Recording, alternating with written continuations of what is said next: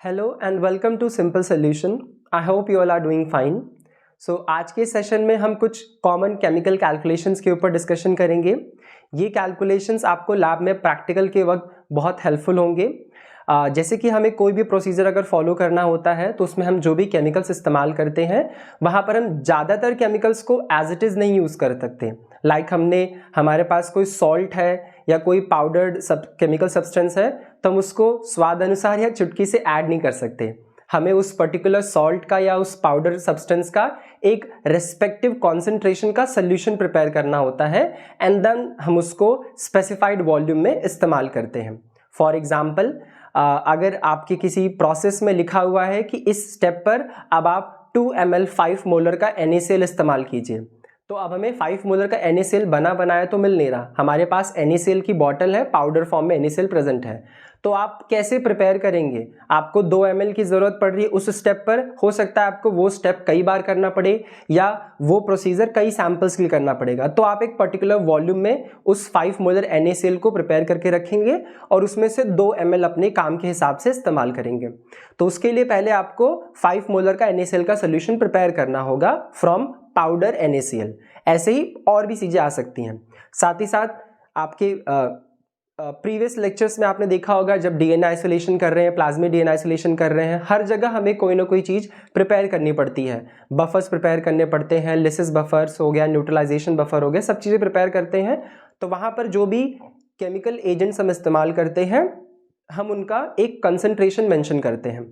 तो वो कॉन्सेंट्रेशन कैसे कैलकुलेट करते हैं और ज़्यादातर या मोस्ट कॉमनली यूज्ड कैलकुलेशंस क्या क्या होते हैं जो लैब में आपको प्रैक्टिकल के वक्त भी हेल्पफुल होंगे और एकेडमिक पॉइंट ऑफ व्यू से भी हेल्पफुल होंगे, तो उन्हीं पर आज हम डिस्कशन करेंगे। ओके, सो इस लेक्चर में हम इंक्लूड करेंगे मोलैरिटी को, इंक्लूड करेंगे नॉर्मेलिटी, इंक्लूड करेंगे डाइल्यूशन का कैलकुलेशन होगा, ppm एंड परसेंटेज का कैलकुलेशन हम इसमें सीखेंगे।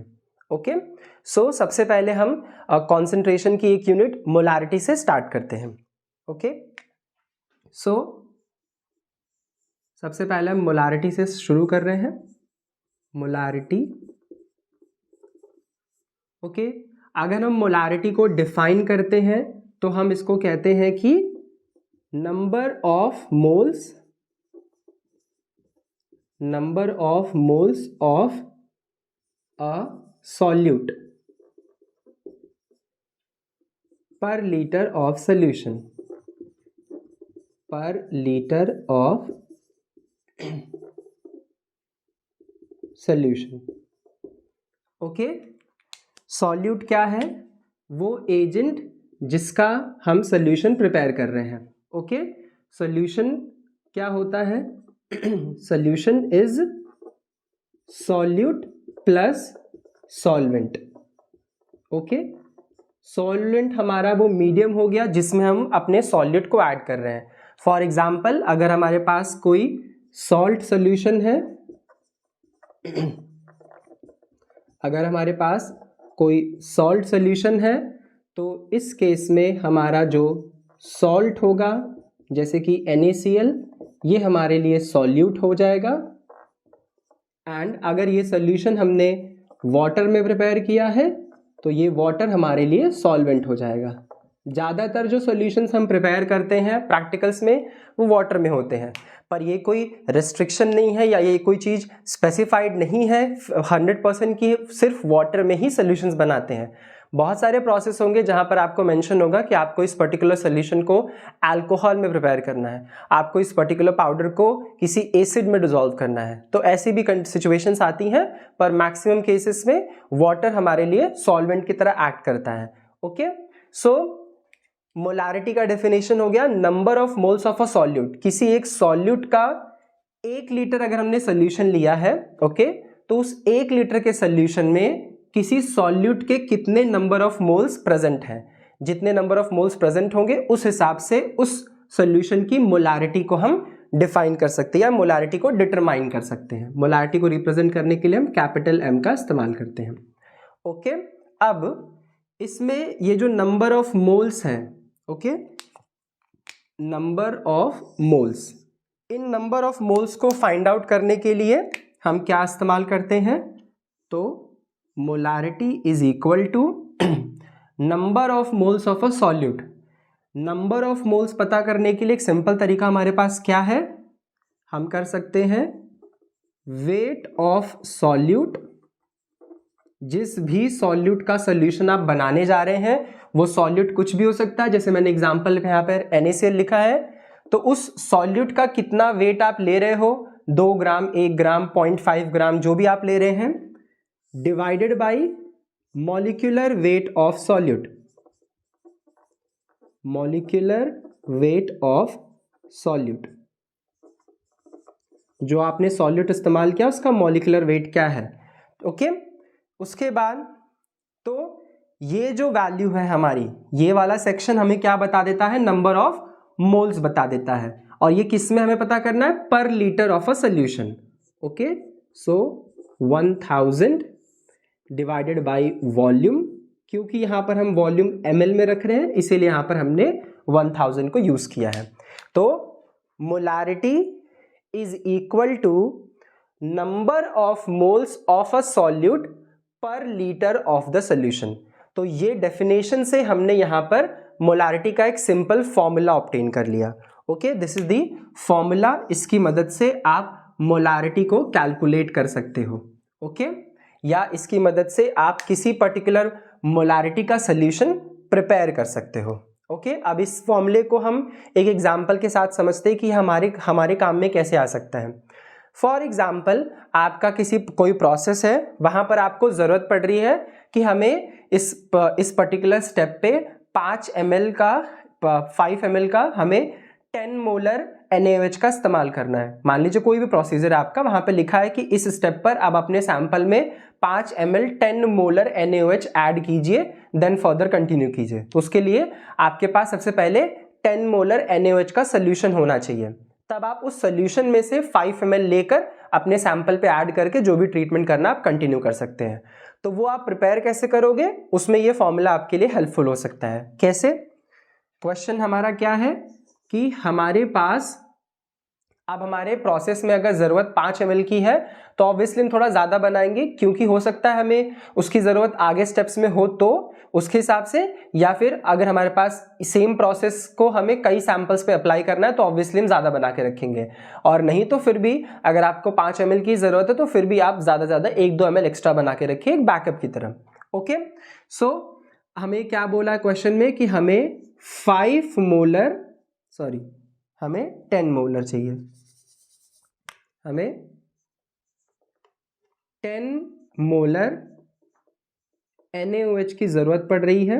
ओके, 10 मोलर NaOH चाहिए हमें। सपोज हम ये चीज़ 20 ml के लिए प्रिपेयर कर रहे हैं, 10 molar NaOH for 20 ml।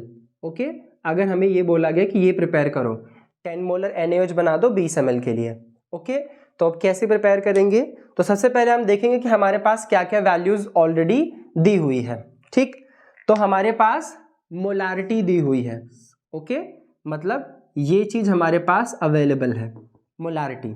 Okay, then हमारे पास वॉल्यूम दिया हुआ है, दैट इज 20 ml, मतलब ये चीज हमारे पास अवेलेबल है। ओके, टोटल हमारे पास 4 क्वांटिटीज है, ये तो फिक्स है 1000, उसके अलावा हमारे पास 4 चीजें हैं, 1 2 3 4, तो हमें 3 चीजें अगर मिल जाएंगी तो हम ऑब्वियसली एक जो रिमेनिंग पोर्शन है उसे हम simple cross multiply and division का इस्तेमाल करके फाइंड आउट कर सकते हैं।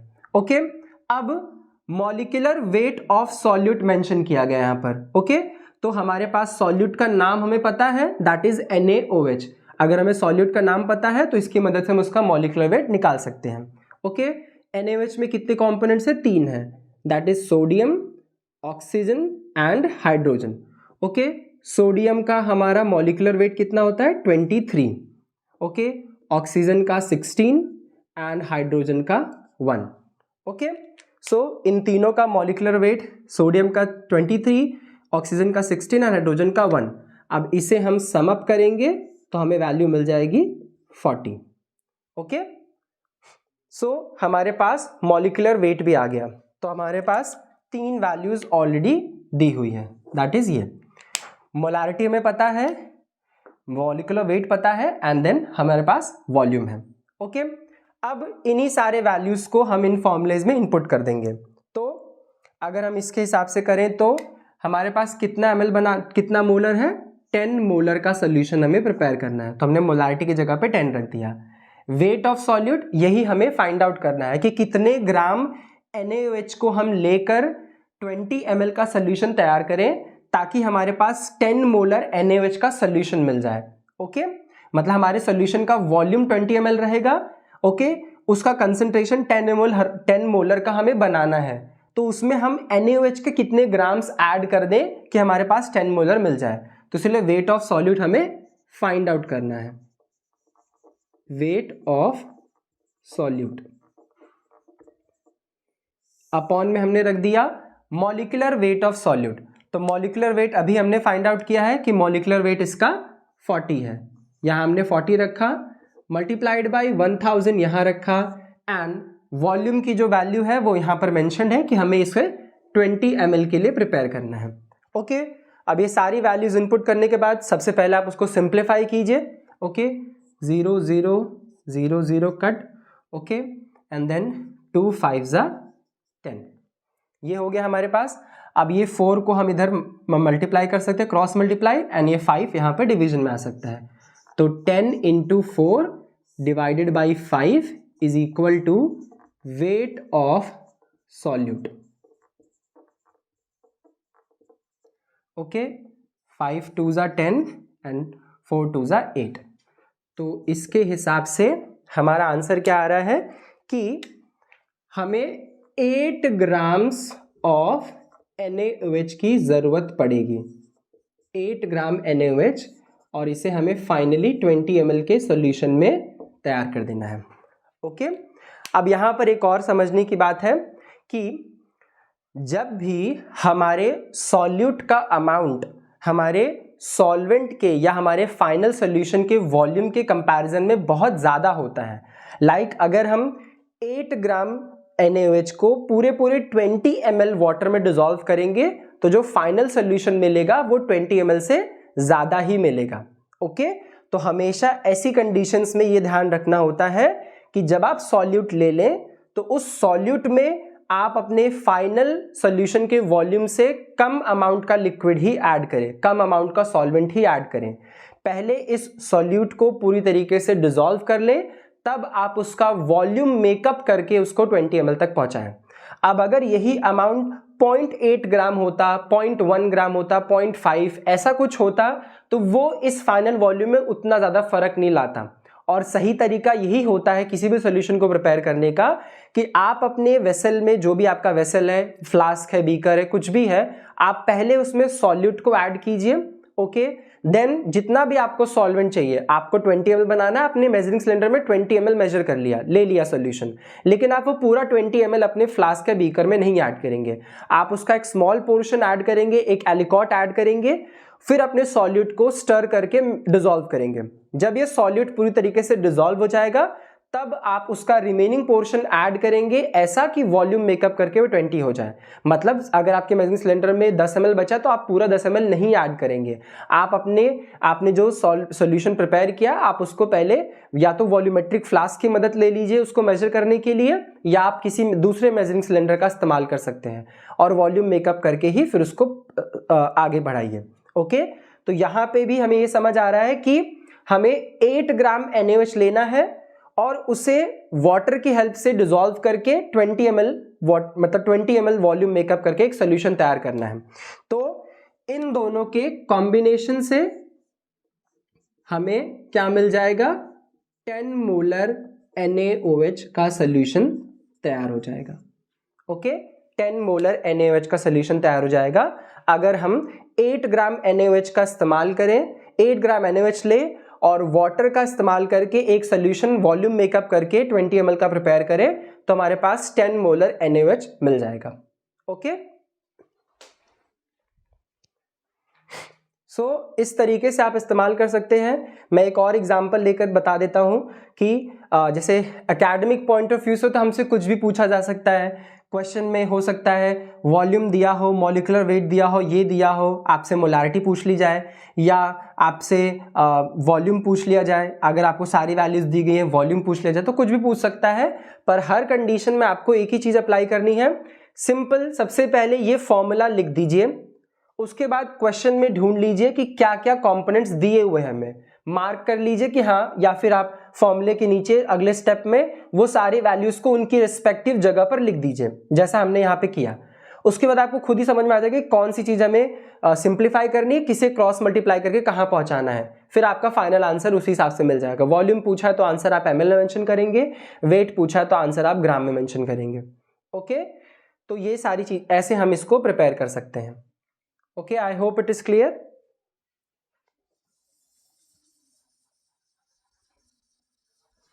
सो इस तरीके से आप मोलारिटी का सॉल्यूशन प्रिपेयर कर सकते हो, चाहे वैल्यू आपके पास कैसी भी हो, डेसिमल में हो चाहे पॉइंट्स ना हो। ओके,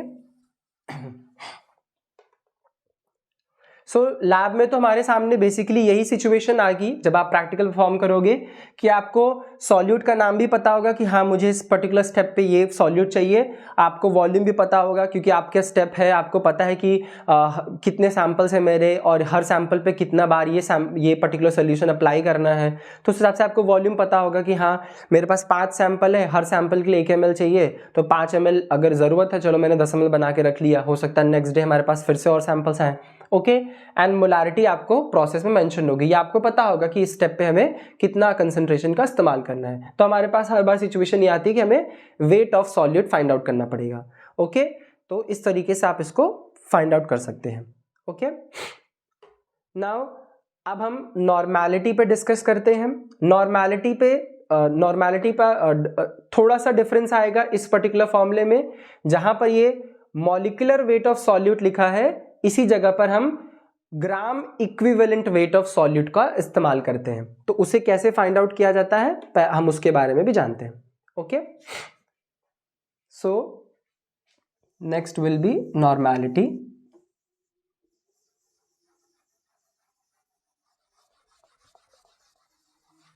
सो नॉर्मेलिटी में हम मॉलिक्यूलर वेट के जगह पर ग्राम इक्विवेलेंट वेट का इस्तेमाल करते हैं।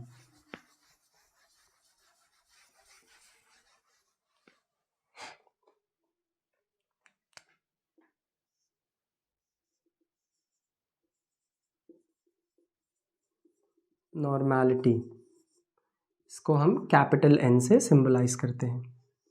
ओके, सो जैसे कि मैंने बताया, ये जो फॉर्मूला होगा हमारा नॉर्मेलिटी के लिए, normality is equal to same वही चीज कि weight of solute divided by, यहां पर जहां हमने मॉलिक्यूलर वेट लिखा था मोलारिटी के केस में, यहां पर हम लिखेंगे grams equivalent weight, equivalent weight, grams equivalent weight multiplied by 1000 and volume in ml, ये हमारा वैल्यू यहां पर रहेगा। ठीक, तो इसका मतलब इस फॉर्मूले पे आने से पहले हमें grams equivalent weight find out करना पड़ेगा। ओके, सो ये grams equivalent weight find out करने के लिए ग्राम्स इक्विवेलेंट वेट,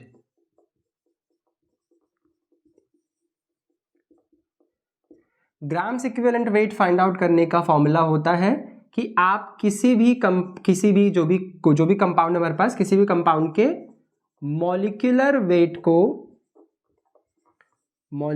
वेट को डिवाइड कर देते हो किन चीजों से।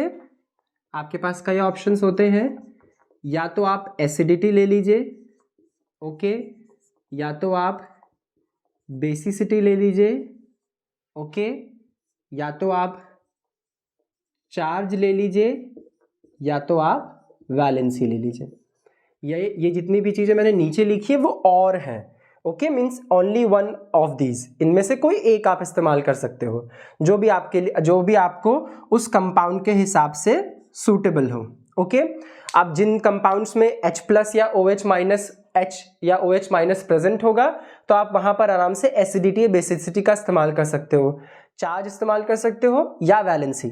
इन चारों में से कोई एक ऑप्शन आप इस्तेमाल कर सकते हो। मतलब जो मॉलिक्यूलर वेट होगा वो जो ग्राम इक्विवेलेंट वेट की वैल्यू होगी वो मॉलिक्यूलर वेट की वैल्यू से कम होगी अगर किसी भी सैंपल, किसी भी कंपाउंड की जो एसिडिटी, बेसिसिटी और चार्ज और वैलेंसी 1 से ज्यादा हो। क्योंकि अगर 1 होगा तो मॉलिक्यूलर वेट और ग्राम इक्विवेलेंट वेट दोनों ही बराबर होंगे।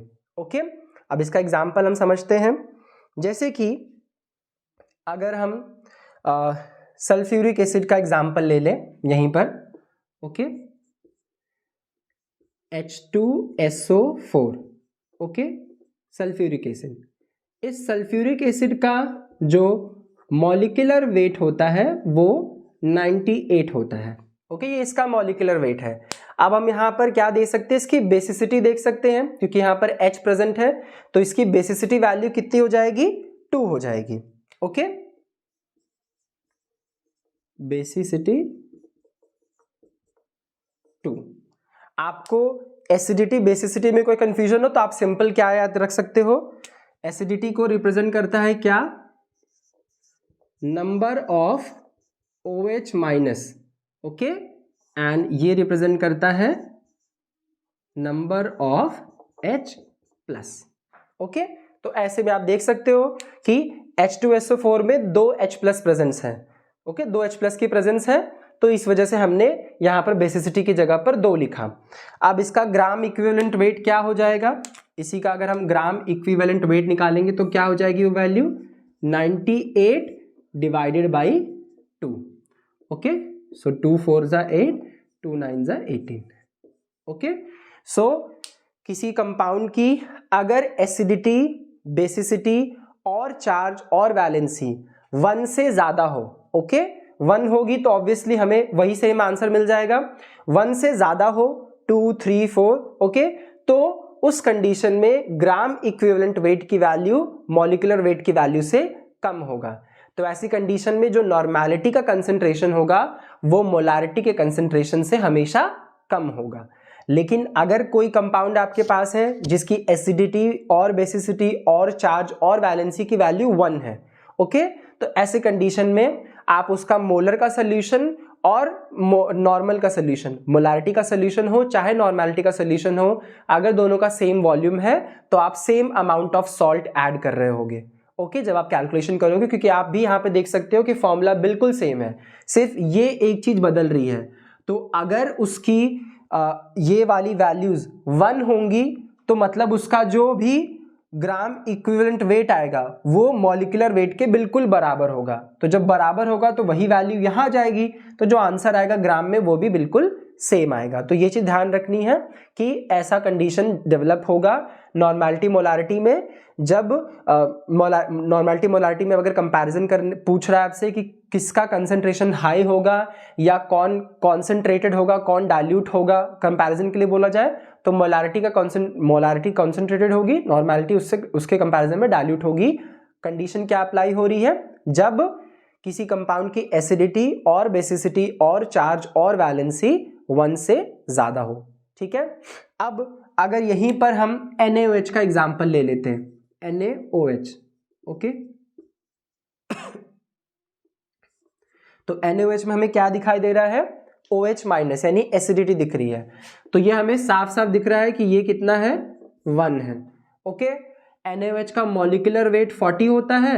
अब उसको हमने उसकी बेसिसिटी एसिडिटी से डिवाइड किया तो 1 आ गया, तो हमारा जो आंसर है वो भी तो 40 आया। इसका मतलब NaOH का ग्राम इक्विवेलेंट वेट और मॉलिक्यूलर वेट दोनों बराबर है। मतलब उसका जो भी आप या तो आपने 1 मोलर और 1 नॉर्मल ये दोनों ही बराबर हो गया, किसका, NaOH का। शर्त क्या है, दोनों का वॉल्यूम भी सेम होना चाहिए, वॉल्यूम सेम होगा तब। ठीक है, 100 ml का चाहे आप 1 मोलर NaOH बनाओ चाहे 100 ml का 1 नॉर्मल NaOH बनाओ, दोनों कंडीशन में जब आप कैलकुलेशन करेंगे तो सेम ग्राम्स ऑफ NaOH आएंगे। तो ये चीज हमेशा अप्लाई होगी जब भी 1 होगा वैल्यू, इसीलिए मैंने बोला वैल्यू 1 से ज्यादा होगी तब नॉर्मल जो भी सॉल्यूशंस पे नॉर्मेलिटी लगी होगी वो सॉल्यूशंस अपने मोलर सॉल्यूशन से कंसंट्रेशन में हमेशा लो होंगे। मैं कंसंट्रेशन के स्ट्रेंथ की बात कर रहा हूं। जैसे कि आप एसिड की, अगर किसी एसिड को लेंगे, जैसे हमने यहाँ पे सल्फ्यूरिक एसिड ली, अगर हम सल्फ्यूरिक एसिड का कुछ डाइल्यूशन करके कोई लोअर कंसंट्रेशन अगर हम प्रिपेयर कर रहे हैं, तो वहां पर अगर आपके पास 2 मोलर का H2SO4 रखा है और 2 नॉर्मल का H2SO4 रखा है, तो 2 मोलर का H2SO4 कॉन्सेंट्रेटेड होगा एज कंपेयर टू 2 नॉर्मल का H2SO4, ये थोड़ा डाइल्यूट होगा। ओके कितने और दोनों का वॉल्यूम बराबर होना चाहिए, तब हम क्योंकि जब भी हमको कंपैरिजन करना होता है तो कोई चीज तो कांस्टेंट रखनी पड़ेगी, तो दोनों का हमने वॉल्यूम कांस्टेंट रखा, लेकिन कंपैरिजन के लिए ये मोलर है ये नॉर्मल है, तो मोलर का कंसंट्रेशन ज्यादा होगा, नॉर्मल कंसंट्रेशन कम होगा, क्योंकि आप यहाँ पे देख सकते हो वेट की जो वैल्यू है वो चेंज हो रही है, वो घट रही है। तो जब ये घट रहा है तो ऑब्वियसली जो फाइनली हमें कितना H2SO4 इस्तेमाल करना है वो भी घट जाएगा। अब इस चीज के लिए भी हम कोई एग्जाम्पल सॉल्व कर लेते हैं।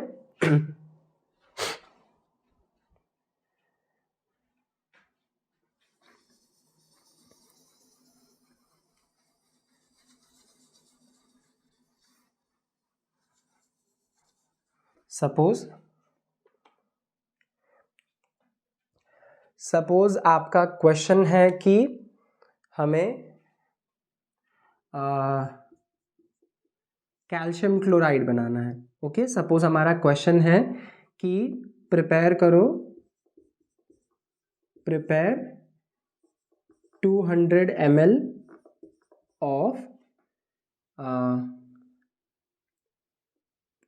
ml of 2 normal calcium chloride. Okay ये हमारा बोल दिया गया है कि ये चीज प्रिपेयर करके हमें दे दो। ओके तो यहाँ पर हम फिर से वही चीज करेंगे। हमें क्या क्या दिया हुआ है, हमें ये दिया हुआ है जो कि वॉल्यूम को रिप्रेजेंट कर रहा है, ठीक। ये हमारा क्या रिप्रेजेंट कर रहा है, कॉन्सेंट्रेशन को रिप्रेजेंट कर रहा है, मतलब ये चीज नॉर्मेलिटी। एंड हमारे पास कैल्शियम क्लोराइड है। कैल्शियम क्लोराइड का हमें इससे क्या मिल जाएगा, पहले हमें मॉलिक्यूलर वेट मिल जाएगा जिससे हम gram equivalent weight find out कर सकते हैं। हमारे पास मॉलिक्यूलर वेट होगा तो हम ग्राम इक्विवेलेंट वेट आराम से निकाल सकते हैं। ओके अब जब आपने कैल्शियम क्लोराइड वहां पर रखा है तो वहां पर ना तो आपको OH माइनस दिखाई दे रहा है ना ही H+ दिखाई दे रहा है, मतलब ये दोनों ऑप्शंस तो गायब। अब हम चार्ज या वैलेंसी इसका इस्तेमाल कर सकते हैं, तो वहां पर कैल्शियम क्लोराइड में वैलेंसी कितनी होगी, +2 की होगी। ओके तो आपके पास जो ग्राम इक्विवेलेंट वेट आएगा वो क्या आएगा, molecular weight divided by valency. Okay तो मॉलिक्यूलर वेट कैल्शियम क्लोराइड का होता है 111। ओके डिवाइडेड बाय 2, हमने 2 से डिवाइड कर दिया उसको, तो ये वैल्यू हमें कितनी मिल जाएगी, 2 5 ज़ा 10, 2 5 ज़ा 10। ओके 55.5 का आ जाएगा। Okay okay so we can use this value. Okay अब हम इसको इस फॉर्मूले में इनपुट करेंगे और अपना wait of solute find out कर सकते हैं। ओके सो वहाँ के हिसाब से अगर हम देखें तो हमारे पास नॉर्मेलिटी की वैल्यू दी हुई है 2 नॉर्मल। ओके तो हम यहाँ पर 2 रख देंगे। वेट ऑफ सॉल्यूट हमें फाइंड आउट करना है,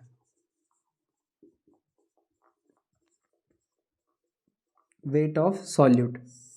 okay and grams equivalent weight अभी हमने निकाला है, that is 55.5 into 1000 and volume हमारा है 200 ml, तो वो हमने यहाँ पर इनपुट कर दिया, ये हमने कट कर दिया।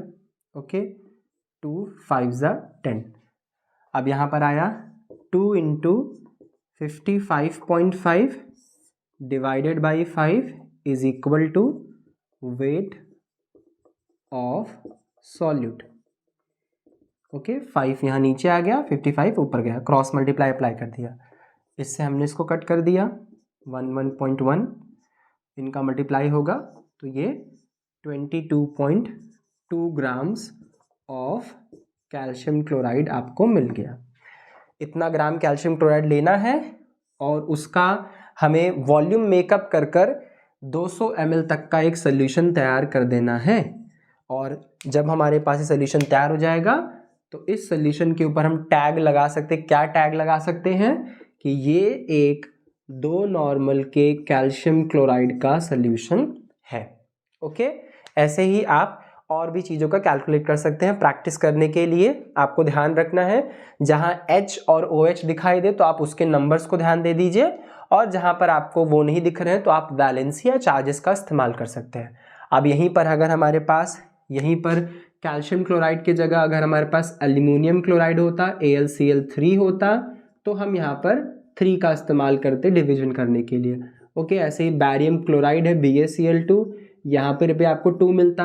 ठीक, अगर आपके पास NaCl है, सोडियम क्लोराइड है, तो इसकी वैलेंसी 1 होती है, तो इसके ऊपर भी वही सेम चीज़ अप्लाई होगी जो NaOH के साथ अप्लाई हुई थी कि आपको मोलारिटी नॉर्मेलिटी बिल्कुल सेम मिलेगी, क्योंकि यहाँ पर मैंने पहले ही बताया कि 1 से ज़्यादा होगा तभी डिफरेंस आएगा। 1 होगा तो आपको मॉलिक्यूलर वेट और ग्राम इक्विवेलेंट बिल्कुल सेम मिलेगा।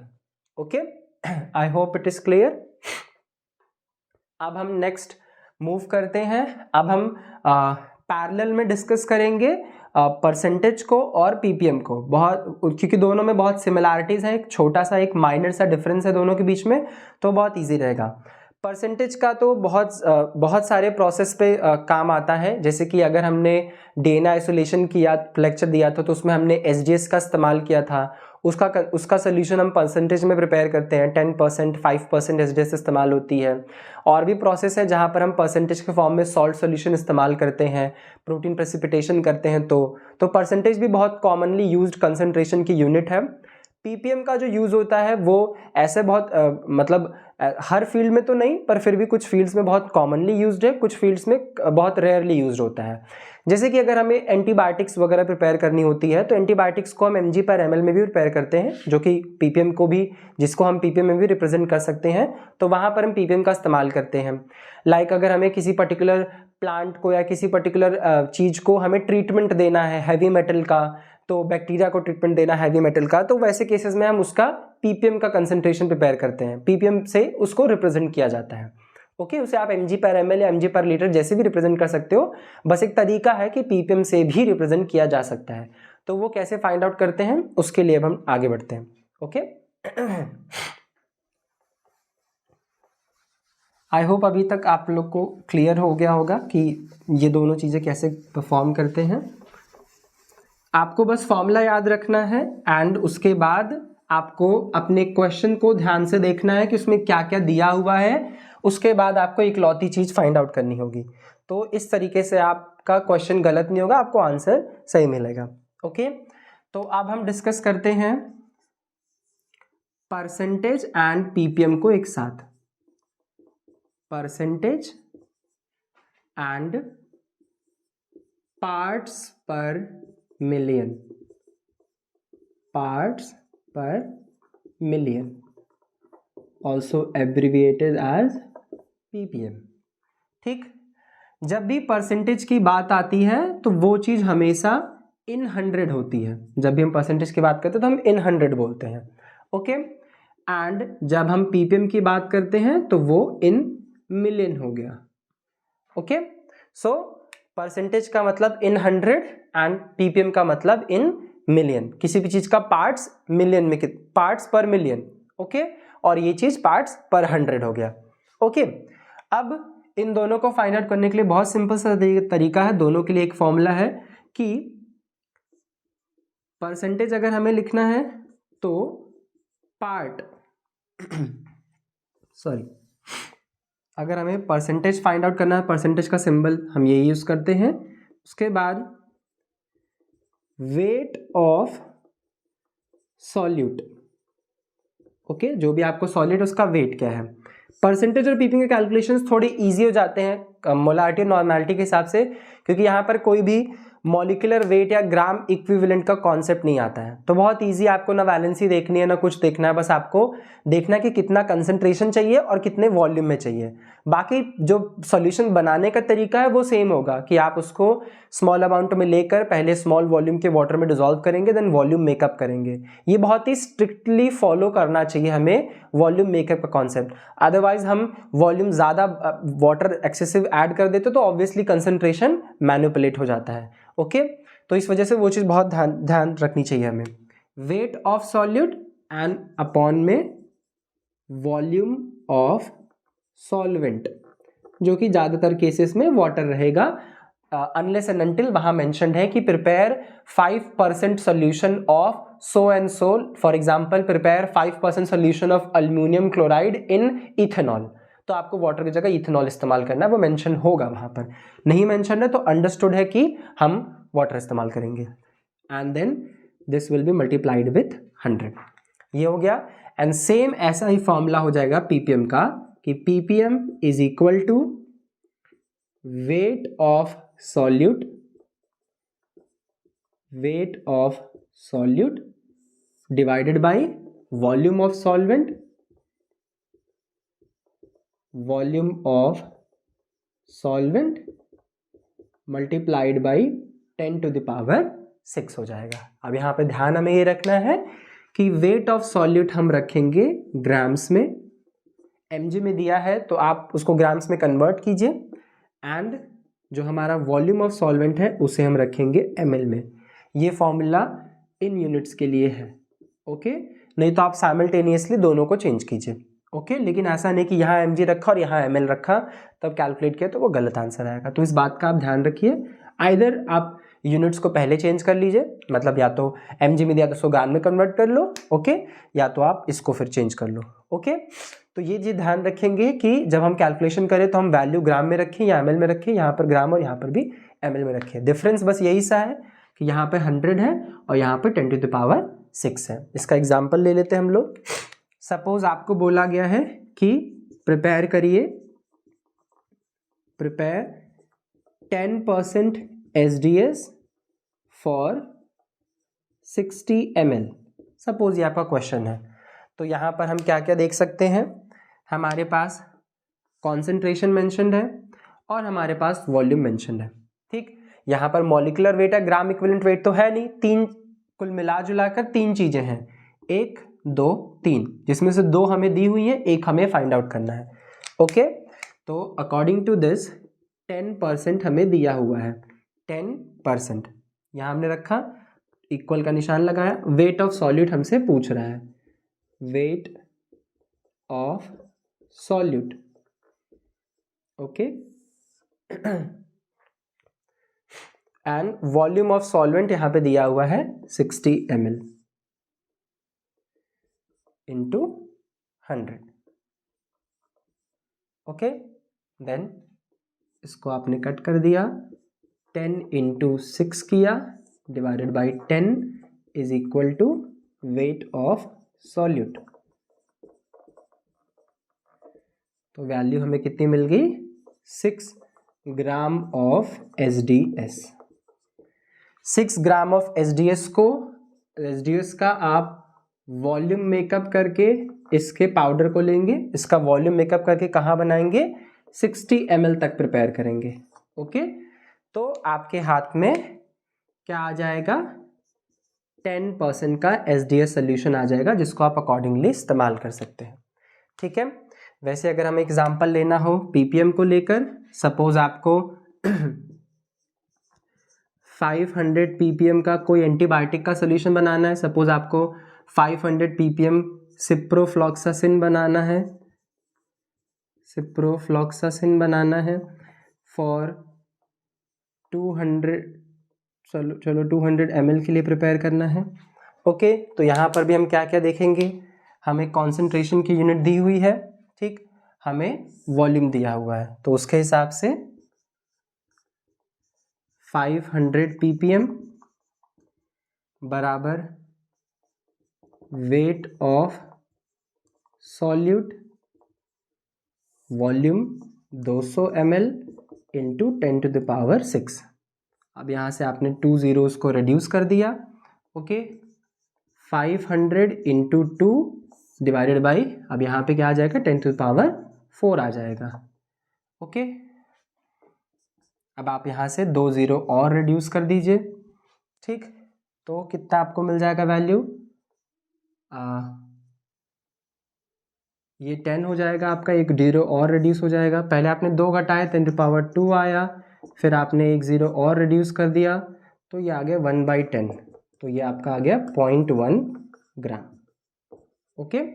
सो 0.1 ग्राम सिप्रोफ्लॉक्सासिन 200 ml में डिसॉल्व कर देंगे तो आपको 500 ppm का सिप्रोफ्लॉक्सासिन का सोल्यूशन अवेलेबल हो जाएगा, ओके। अब इसी ppm को हम mg/ml में भी रिप्रेजेंट करते हैं, जैसे कि 1 mg/ml जो होता है वो 1000 ppm के बराबर होता है, ओके, ठीक है। तो हमारा 500 ppm था, मतलब ये 0.5 mg/ml था, ओके। यही 1000 ppm होता है, तो ये इसी को आप मतलब ppm को दूसरी लैंग्वेज में आप mg/ml में भी रिप्रेजेंट कर सकते हो। तो जब आप एंटीबायोटिक्स वगैरह यूज़ करते हो किसी कल्चर मीडिया में ऐड करने के लिए, या सेल कल्चर करते हो, एनिमल सेल कल्चर कर रहे हो, या माइक्रोबियल सेल कल्चर कर रहे हो, या आप कोई एंटीबायोटिक सेंसिटिविटी टेस्ट वगैरह लगा रहे हो, तो वहाँ पर हम कोई एक पर्टिकुलर कंसंट्रेशन फॉलो करते हैं जिसका आप इस्तेमाल एंटीबायोटिक का, और वही आप अप्लाई करते हो। तो वो कंसंट्रेशन आप आइदर ppm में रिप्रेजेंट करो या mg/ml में रिप्रेजेंट करो, वो आप दोनों तरीके से कर सकते हो। जैसे ये, इसीलिए ये वैल्यू मैंने लिख दी, तो आप इंटर कन्वर्जन कर सकते हो, और फाइंड आउट करना है, प्रिपरेशन करनी है, तो उसके लिए आप इन फॉर्मूले का इस्तेमाल कर सकते हो, okay. I hope it is clear. तो अब हम आगे बढ़ते हैं, नेक्स्ट हम डिस्कस करेंगे डाइल्यूशन के फॉर्मूले को। देखिए, जो डाइल्यूशन का फॉर्मूला है वो हमारे लिए तब हेल्पफुल होता है, सपोज हमने कोई चीज़ हमें ज़्यादा बल्क में इस्तेमाल करनी है, लाइक फिर उसको अब रेगुलर बेसिस पे 500 ml बनाने से अच्छा है कि हम उसी पर्टिकुलर चीज़ का एक हाईली कंसनट्रेटेड फॉर्म बना के रख लेते हैं, क्योंकि अब 500, अब उसको डेली इस्तेमाल करना है, एक दिन अगर कोई प्रैक्टिकल कर रहा है तो उसको ही 700-800 ml की ज़रूरत पड़ रही है। अब उसको मान लो लगातार 10 दिन करनी है, तो फिर वो एक बड़े से टैंक में बना के कहाँ रखेगा स्टोर करने के लिए। अगर थोड़ा सा भी कंटामिनेशन आ गया, उसमें गलती होगी थोड़ी बहुत, तो पूरा टैंक का सामान फेंकना पड़ जाएगा। तो इससे अच्छा होता है तो हम उसी पर्टिकुलर सोल्यूशन का एक हाईली कॉन्सेंट्रेटेड फॉर्म बना ले।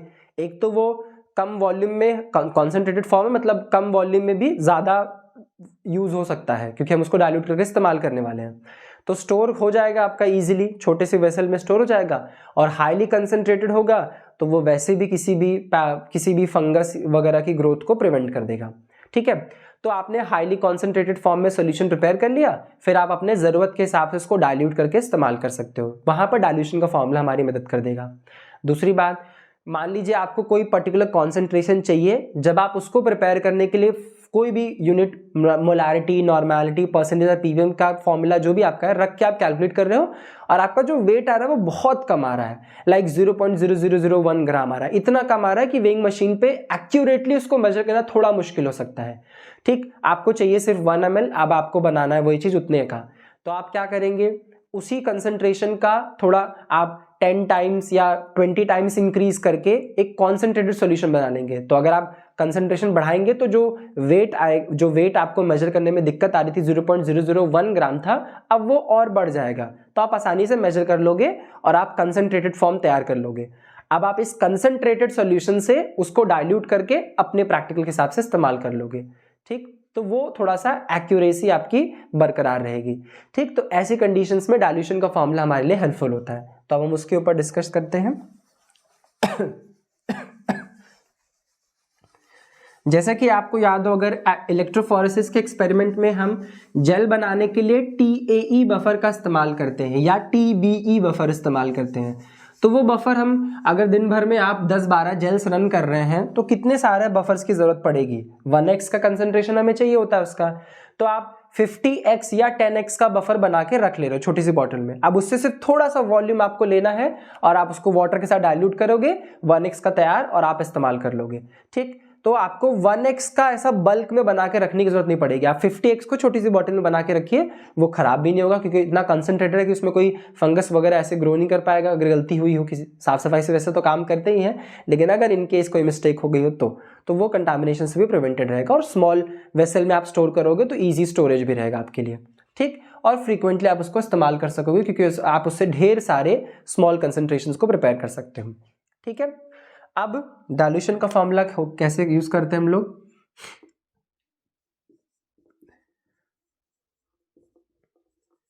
डाइल्यूशन तो डाइल्यूशन के फॉर्मूले को रिप्रेजेंट करते हैं हम N1V1 is equal to N2V2। इसको C1V1 is equal to C2V2 के फॉर्म में भी रिप्रेजेंट करते हैं, क्योंकि N का मतलब या C जो भी इस्तेमाल करें यहाँ पर, आप यहाँ पर C भी इस्तेमाल कर सकते हो, स्लैश लगा दिया मैंने, ठीक। ये कॉन्सेंट्रेशन को रिप्रेजेंट करता है। C और N जो भी मैंने यहाँ इस्तेमाल किया है, ये कॉन्सेंट्रेशन को रिप्रेजेंट कर रहा है, कॉन्सेंट्रेशन।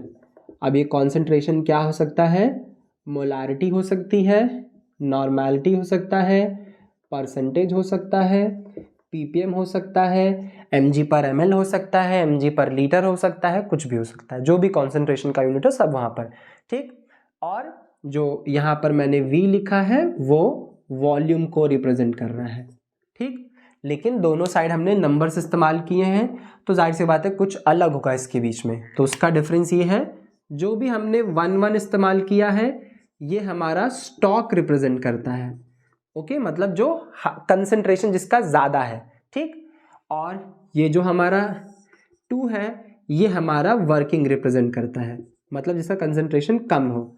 इससे कहने का मेरा मतलब ये है कि अगर आपके पास 5 मोलर NaCl रखा है, ठीक है, 5 मोलर NaCl रखा है, तो इसकी मदद से आप 5 मोलर से नीचे वाले सारे कंसंट्रेशंस बना सकते हैं, ठीक।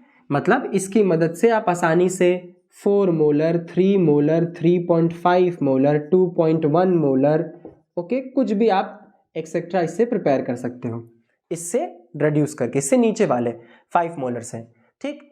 तो इस कंडीशन में ये 5 मोलर हमारे लिए क्या बन गया, स्टॉक बन गया, और जो हम इनसे बना रहे हैं वो सब हमारे लिए क्या बन गए, वर्किंग बन गए। तो ये है स्टॉक और वर्किंग का डिफरेंस, ओके, ये स्टॉक एंड ये वर्किंग, ठीक। तो 1 से हम स्टॉक को रिप्रेजेंट कर रहे हैं, किससे हम प्रिपेयर कर रहे हैं अपने काम वाले सोल्यूशन, इसीलिए इसको वर्किंग कहा जा रहा है। N2, okay. तो आपके पास ये 10 मोलर का होता तो आप 9 मोलर, 9.5, 9.1, 8, 8.5, 8.6 जो भी है सारे लो कंसंट्रेशन आप इससे आसानी से प्रिपेयर कर सकते हैं।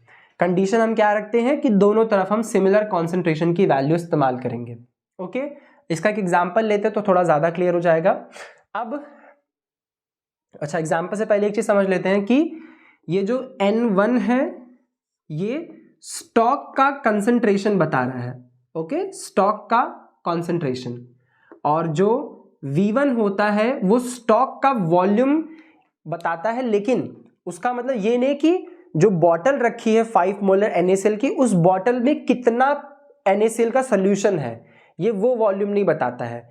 V1 हमें ये बताता है कि स्टॉक की बॉटल से आपको कितना वॉल्यूम यूज करना है अपना सोल्यूशन प्रिपेयर करने के लिए, ठीक। और वर्किंग में N2 हमें बताता है कि हमारा वर्किंग कितना कंसंट्रेशन है, जो कि हमें पता होगा क्योंकि हमारी जरूरत हमें पता है हमें इस स्टेप पे कौन सा सोल्यूशन चाहिए, कितने कंसंट्रेशन का, तो वो हमारे पास वैल्यू होगी और हमारी जरूरत के हिसाब से हम उसका वॉल्यूम डिसाइड कर लेंगे कि मुझे 10 ml चाहिए, 5 ml चाहिए, जो भी हमें चाहिए, तो वो हम यहाँ पर इस्तेमाल कर सकते हैं, ठीक। आप एक एग्जाम्पल ले लेते हैं। सपोज आपको क्वेश्चन दिया गया है या आपको सामने एक सिचुएशन आ गई कि आपको प्रिपेयर करना है, prepare 2% of calcium chloride for 300 ml from a stock of 6%, ठीक। या स्टॉक नहीं लिखा है कुछ भी, वो तो एकेडमिक पॉइंट ऑफ व्यू से तो हिडन रह सकता है, हो सकता है लिखा है from 6% solution of calcium chloride, from a stock of 6% calcium chloride, okay. तो अभी हमें यहाँ पे क्या क्या दिख रहा है, स्टॉक दिखा हुआ है, तो स्टॉक का कंसंट्रेशन हमें दिख रहा है यहाँ पर। ओके, स्टॉक का कंसंट्रेशन का मतलब ये वैल्यू है N1। ठीक, उसके बाद हमें ये प्रिपेयर करना है, तो जो प्रिपेयर हमें करना होता है वो हमारा क्या होता है, वर्किंग होता है। क्या बनाना है हमें, 2% बनाना है, यानी कि ये N2 हो गया। ओके, ये हो गया हमारा N2, और कितना हमें बनाना है, 300 ml बनाना है। ठीक, तो वर्किंग हमारा 300 ml बनाना है, मतलब ये हो गया V2, वर्किंग का कॉन्सेंट्रेशन, वर्किंग का वॉल्यूम, और हमारे पास जो स्टॉक है उसका क्या कॉन्सेंट्रेशन है। अब इन सबको अगर हम इस फॉर्मूले में रखें तो फॉर्मूला हमारा है N1V1 बराबर N2V2। ठीक, तो हमारे पास N1 की वैल्यू क्या दी हुई है, 6%। हमने V1 को रख दिया, V1 ही हमें फाइंड आउट करना है। उसके बाद N2 की वैल्यू कितनी दी हुई है, 2%, हमें 2% बनाना है। ओके, कितने ml के लिए, 300 ml के लिए हमें बनाना है।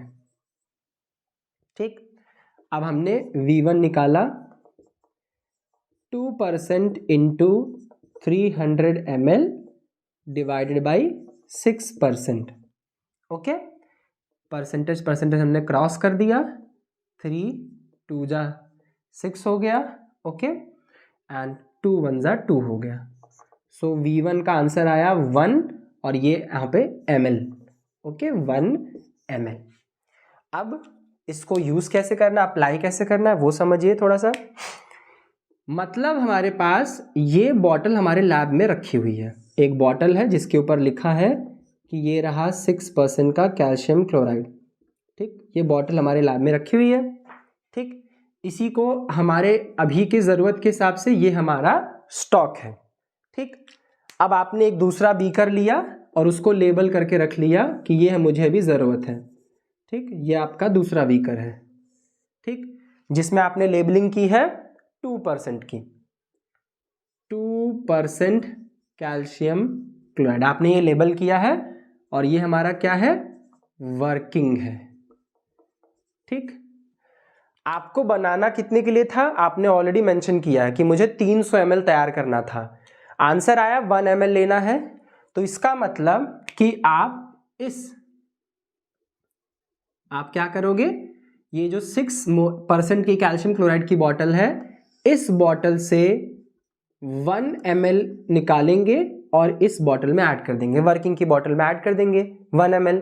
वर्किंग हमें चाहिए कितना था, 300 ml के लिए चाहिए था। ये हमने क्वेश्चन में फॉर्मूला रखकर जब कैलकुलेशन किया था उसमें मेंशन किया था।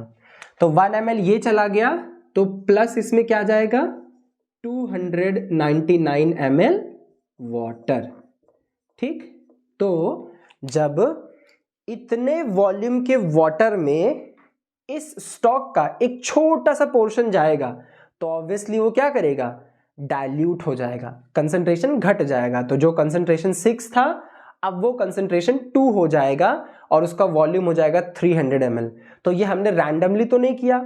अगर आप ऐसे भी सोचें, अगर आपने कोई शुगर सोल्यूशन बनाया है, उस शुगर सोल्यूशन का सिर्फ 1 चम्मच लेकर आप 1 ग्लास पानी में डाल दें, तो ऑब्वियसली मिठास घट जाएगी, डाइल्यूशन हो जाएगा। ठीक, वही सेम चीज यहां पर है, थोड़ा सा सैंपल ले, थोड़ा सा वॉल्यूम लेकर उसमें ढेर सारा पानी डाल दो। लेकिन ये चीज हम रैंडम नहीं कर रहे हैं, हम एक कैलकुलेटेड वे में कर रहे हैं, ताकि हमें ये भी पता रहे कि हमने जो नया तैयार किया है उसका क्या कॉन्सेंट्रेशन है और उसका क्या वॉल्यूम है, कितना वॉल्यूम है। ठीक, स्टॉक पे तो चलो बॉटल पे मेंशन है, किसी ने बना के रखा था, बॉटल दिख रही है मुझे 6% की है। ठीक, अब मैंने जो बनाया वो, मगर मैंने उससे 1 ml लेकर उसमें 299 ml वाटर ऐड किया, तो मतलब मुझे क्लियर है फॉर्मूले के हिसाब से कि मैंने 2% का कैल्शियम क्लोराइड बनाया और उसका वॉल्यूम है 300 ml। अब मुझे इसमें से जितना इस्तेमाल करना है हम इस्तेमाल कर सकते हैं। Okay, I hope it is clear. ये कंडीशन हमारे सामने आती है कि कैसे हम इसको तैयार कर सकते हैं। ठीक है, अब यहीं पर जहां परसेंटेज लिखा, यहीं पर मोलारिटी हो सकती थी, ये मोलारिटी हो सकता था, ये नॉर्मेलिटी हो सकता था, पीपीएम हो सकता था, कुछ भी होगा। हमें ये ध्यान रखना है जो V1 आता है वो हमें ये बताता है कि जो स्टॉक की बॉटल आपके पास रखी है उस बॉटल से आपको कितना वॉल्यूम यूज करना है, एंड ऑब्वियसली जो रिमेनिंग पोर्शन होगी वो सॉल्वेंट की जाएगी। अगर सॉल्वेंट वाटर में है, मतलब स्टॉक अगर वाटर में बनाया गया है तो वाटर ऐड करेंगे, अगर वो स्टॉक अल्कोहल में बनाया गया तो आप अल्कोहल ऐड करेंगे, एसिड में बनाया गया तो एसिड ऐड करेंगे। ओके, रिस्पेक्टिवली आप उसको परफॉर्म कर सकते हैं। ठीक है, जैसा भी आपका सॉल्वेंट हो, नहीं है कुछ मेंशन है तो वो हमारा सॉल्वेंट हमेशा वाटर रहेगा। ठीक है, तो इस तरीके से आप इसको परफॉर्म कर सकते हो। तो डाइल्यूशन का फॉर्मूला भी आपके लिए हेल्पफुल होगा जब आपके पास कोई स्टॉक है। ठीक है, जैसे मैंने एक एग्जांपल दिया ही कि जो हम टी बफर होता है, TAE बफर हो गया, ओके, या TBE बफर हो गया, ठीक, TAE या TBE बफर जो थे ये हम लोग ज़्यादातर या तो 50x या 10x का बना के रखते हैं, और इससे हम 1x का वर्किंग इस्तेमाल करते हैं प्रैक्टिकल करते वक्त। ठीक, ऐसे ही हो सकता है आपके लैब में कहीं पर 10 मोलर का HCl रखा हो। ठीक, आपको अब एक स्टेप है जहां पर आपको 0.1 मोलर HCl की ज़रूरत है। ठीक, तो आप आसानी से इस फॉर्मूला लगाएंगे, आपको दोबारा से जाके HCl की बॉटल नहीं छूनी पड़ेगी। ठीक, आपको जाके HCl नहीं खोलना पड़ेगा, आपको जब स्टॉक रखा उससे थोड़ा सा लिया, आपका बन गया, आप इस्तेमाल कर सकते हो। ठीक, कंडीशन ये कि ये बहुत पुराना ना रखा हो, ठीक है, वरना आपका नया एक्सपेरिमेंट ही खराब हो गया। ठीक है, तो इस तरीके से आप कैलकुलेशंस परफॉर्म कर सकते हो। अब इनके अलावा एक बहुत कॉमनली यूज्ड है, अब उसको लैब में भी इस्तेमाल करते हैं, हम उसको डे टू डे लाइफ में भी इस्तेमाल करते हैं, जिसको आप यूनिटरी मेथड कहते हो। हम उसका भी एक ब्रीफ दे देते हैं, हालांकि ये तो सभी को पता होगा, बट जस्ट ऐसे एक डिस्कशन कर लेते उसके ऊपर भी। बहुत कॉमनली यूज्ड मेथड जो हम अपनी डे टू डे लाइफ में भी इस्तेमाल करते हैं, शॉपिंग करने जाना है तो उसके बिना तो कोई काम नहीं हो पाता, यूनिटरी मेथड। यूनिटरी मेथड की हेल्प से हम बेसिकली क्या कर पाते हैं कि जो भी हम स्टैंडर्ड कॉम्पोजिशन ढूंढते हैं वो हमेशा ज़्यादा वॉल्यूम के लिए होता है, या जितने भी वॉल्यूम के लिए हो तो हम उसकी यूनिटरी मेथड अप्लाई करके हम उस स्टैंडर्ड कॉम्पोजिशन से अपने ज़रूरत के हिसाब का वॉल्यूम का सोल्यूशन प्रिपेयर कर सकते हैं। एक एग्जांपल अगर लेना चाहें तो जैसे कि मान लो कोई मीडिया होता है, ओके, कोई भी मीडिया है। ठीक, सपोज मैं कंपाउंड्स के नाम नहीं लिख रहा, जैसे सपोज इसमें कंपाउंड ए है, एक मीडिया आपने गूगल से कॉम्पोजिशन ढूंढा, सपोज कोई बफर ही है, ओके, कोई बफर है। ठीक, जो भी आप मीडिया हो गया या बफर हो गया, कुछ भी हो गया, ठीक है, आप DNA आइसोलेशन परफॉर्म कर रहे हो, कुछ भी कर रहे हो, आपने बफर है। ठीक, आपके पास कंपाउंड ए उसमें है और कंपाउंड बी है, ये दो चीज़ों से मिलकर ये बना हुआ है, कंपाउंड बी है और कंपाउंड सी है, इन सब से मिलकर ये बना हुआ है। ओके, तो वहाँ पर गूगल पे लिखा है कि इसका 10 ग्राम ले लो, इसका 2 ग्राम ले लो और इसका 6 ग्राम ले लो, और यहाँ पे लिखा है वॉल्यूम मेकअप टू 100 ml, ये लिखा हुआ है। अब ये 100 ml के लिए दे दिया कि 100 ml बनाना है ये particular so and so media या बफर, तो ये कंपाउंड ले लो, उसको इतना इतना ग्राम लेके 100 ml वॉल्यूम मेकअप कर दो। मतलब आप तीनों सॉल्ट्स लोगे, थोड़ा थोड़ा वाटर ऐड करके डिसॉल्व करोगे, वॉल्यूम मेकअप करके 100 ml पहुंचा दोगे। ठीक, सॉरी, आपको ये मीडिया बफर सिर्फ स्मॉल वॉल्यूम के लिए बनाना हो, सो ये तो 100 ml के लिए, सपोज मुझे सिर्फ 10 ml बनाना हो, ठीक, तो वहां पर हमारे लिए यूनिटरी मेथड अप्लाई हो जाएगा। ठीक, कि जैसे कि जो कंपाउंड ए है, जो हमारा कंपाउंड ए है, उसके हिसाब से देखें तो क्या हो रहा है, वो 10 ग्राम जा रहा है कितने में, फाइनली 100 ml में वो जा रहा है, 10 ग्राम फाइनली 100 ml में जा रहा है। ठीक, तो 10 divided by 100, 10 gram divided by 100 ml। Okay, हमें कितना चाहिए, 10 ml चाहिए, तो वो हम यहाँ पर मल्टीप्लाई कर देंगे 10 ml, तो ये ml कट हो जाएगा, 0 0 0 0, तो आंसर कितना बचा, 1 ग्राम। तो अगर मुझे सेम बफर अगर 10 ml बनाना है तो मुझे कंपाउंड ए सिर्फ 1 ग्राम चाहिए, वैसे ही कंपाउंड 2 का निकालेंगे। ठीक, कंपाउंड बी का अगर आप निकालोगे तो उसके हिसाब से क्या आ जाएगा, 2 divided by 100 into 10, 2 divided by 100 into 10, तो ये आ गया 0.2 ग्राम। ठीक, ए इतना लेंगे, बी इतना लेंगे और सी 6 है तो वो हो जाएगा 6 डिवाइडेड बाई 100 इंटू 10, तो ये आ गया हमारे पास 0.6 ग्राम कंपाउंड सी। तो हमने इसको इतना इतना ले लिया 10 ml, सेम बना, सेम कॉन्सेंट्रेशन का बना, बस हमने वॉल्यूम को रिड्यूस कर लिया। तो यूनिटरी मेथड इस तरीके से हमारे प्रैक्टिकल्स में हेल्पफुल होता है हमारे लिए। ठीक, कि आपने एक मीडिया का कॉम्पोजिशन देखा, वो तो 1 लीटर का कॉम्पोजिशन दिया हुआ है, मुझे तो सिर्फ 2 ही प्लेट बनानी है, तो मुझे ज़्यादा से ज़्यादा कितना चाहिए, 50 ml चाहिए, ओके, या 50 to 60 ml चाहिए। तो उसके हिसाब उस जगह पर हमने मीडिया के कॉम्पोनेंट्स को देखा कि 1 लीटर में हर कॉम्पोनेंट कितना कितना ml ऐड हो रहा है, उसके हिसाब से हमने यूनिटरी मेथड लगाया। मुझे 20 ml मीडिया बनाना है, 10 ml, 60 ml बनाना है, और हमने कैलकुलेट कर लिया, उतने उतने ग्राम हमने ऐड कर लिए। तो यूनिटरी मेथड है तो बहुत कॉमन सी चीज़, हम डे टू डे लाइफ में अप्लाई करते हैं, पर प्रैक्टिकली ये हमारे लिए इस तरीके से हेल्पफुल हो सकता है, इसलिए मैंने इससे भी यहाँ पर मेंशन कर दिया। Okay, so I hope clear होगा आप लोग को जो भी चीज़ें अभी तक हमने यहाँ पर डिस्कस की। तो आपने क्या क्या फॉर्मूला अभी इस पूरे सेशन में डिस्कस किया, आप फॉर्मूलेस को अपने से ही एग्जाम्पल्स लेके प्रैक्टिस कर सकते हैं। ओके, अगर कोई क्वेरी होगी तो आप कमेंट में वो ड्रॉप कर सकते हैं क्वेरी, अदरवाइज आप सिर्फ आपको ये फॉर्मूले याद रखने हैं, 4-5 फॉर्मूले हैं, आप मेमोराइज रखिए। कैसा भी क्वेश्चन हो, सबसे पहले क्वेश्चन में आप कंपोनेंट्स देख लीजिए, उसके बाद आप आसानी से उसको परफॉर्म कर सकते हैं। तो हमने मोलारिटी डिस्कस की, ओके, जहाँ पर नंबर ऑफ मोल्स और मॉलिक्यूलर नंबर ऑफ मोल्स का इस्तेमाल करके हम आसानी से फाइंड आउट कर सकते हैं। नॉर्मेलिटी में हमने जो डिस्कशन किया वहाँ पर हमें पता चला ग्राम इक्विवेलेंट वेट के बारे में, और वहाँ पर हमने ये भी जाना कि अगर किसी कंपाउंड की वैलेंसी या उसकी एसिडिटी या उसकी बेसिसिटी या उसका जो चार्ज होता है अगर वो 1 हो, ठीक है, तो उस कंडीशन में मोलारिटी नॉर्मेलिटी बराबर हो जाते हैं। इसी वजह से वहाँ पर अगर वैल्यू 1 से ज़्यादा होगी तभी नॉर्मेलिटी का जो आंसर आएगा वो मोलारिटी के कंसंट्रेशन से हमेशा कम आएगा। ठीक, उसके बाद 2 सिमिलर सी चीज़ें थी, थोड़ा सा डिफरेंस था दोनों के बीच में, that was percentage and ppm। यहाँ पर हमारे पास कोई मॉलिक्यूलर वेट या ग्राम इक्विवेलेंट वेट का कॉन्सेप्ट नहीं लगता है। ओके, तो ये बहुत ईजिली सॉल्व हो जाता है। एंड देन हमने डाइल्यूशन के फॉर्मूले को देखा जो हमारे लिए हेल्पफुल होगा अगर हमें कोई कॉन्सेंट्रेटेड प्रोडक्ट से स्मॉल कॉन्सेंट्रेशन का प्रिपेयर करना है, या हमारे पास कोई वेइंग इश्यूज आ रहे हैं तो वहाँ पर हमने किसी कंपाउंड का कॉन्सेंट्रेटेड सोल्यूशन बना लिया और उससे आसानी से डाइल्यूट करके हम इस्तेमाल कर सकते हैं एक्यूरेसी को बरकरार रखने के लिए।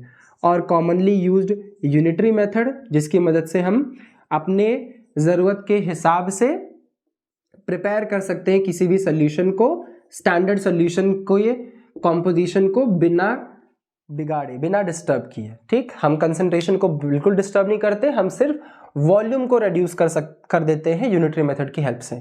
ओके, तो ये सारे डिस्कशंस हमने इस सेशन में किए। ओके, सो आई होप आपको ये चीज़ क्लियर होगी। अगर कोई क्वेरी होगी तो आप प्लीज़ कमेंट्स में मुझे बताइएगा, या आप चाहते हैं कोई और भी चीज़ डिस्कस करना तो वो भी आप शेयर कीजिएगा। Thank you for your patience, and अगर आपको अच्छा लगा तो please hit the like button and also subscribe to the channel. Thank you so much.